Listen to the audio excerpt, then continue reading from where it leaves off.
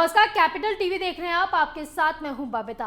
देश के सबसे चर्चित केस शीना बोरा हत्याकांड में एक नए खुलासे ने सनसनी मचा दी है। अपनी बेटी शीना बोरा की हत्या के आरोप में जेल की हवा खा रही इंद्राणी मुखर्जी ने सीबीआई के आगे बड़ा दावा किया है और शीना बोरा को जिंदा बताया है।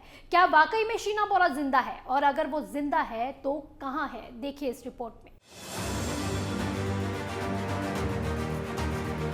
देश की चर्चित शीना बोरा हत्याकांड की मुख्य आरोपी इंद्राणी मुखर्जी ने एक बहुत बड़ा दावा किया है। इंद्राणी मुखर्जी ने दावा किया है कि उनकी बेटी शीना बोरा जिंदा है और वो कश्मीर में है। इंद्राणी मुखर्जी ने यह दावा सीबीआई डायरेक्टर को लिखी चिट्ठी में किया।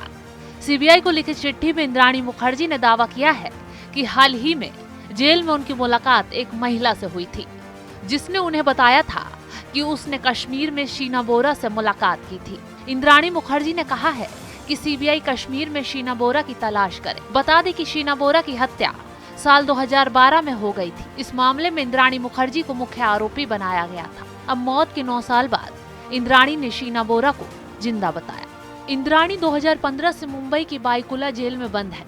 उनकी जमानत याचिका पिछले महीने बॉम्बे हाई कोर्ट ने खारिज कर दी थी।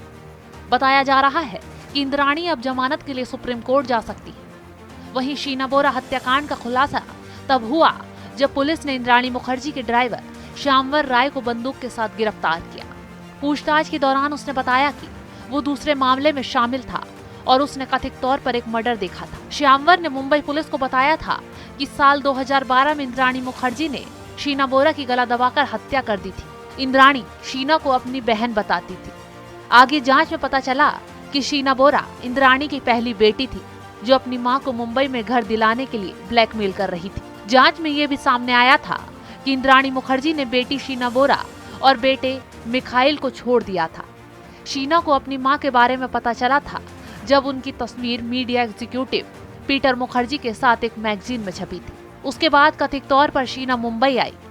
उनकी मां इंद्राणी ने शीना को अपनी बहन बताया, यहाँ तक कि अपने पति पीटर मुखर्जी को भी यही बताया। लेकिन साल 2012 में शीना अचानक गायब हो गई। बाद में राहुल मुखर्जी यानी पीटर मुखर्जी की पहली पत्नी के बेटे ने शीना के बारे में जानने की कोशिश की, क्योंकि राहुल और शीना आपस में प्यार करते थे।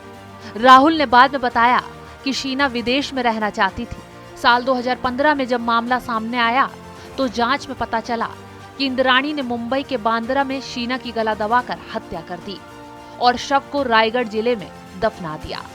जांच एजेंसियों का दावा था कि शीना बोरा के अवशेष भी मिले थे।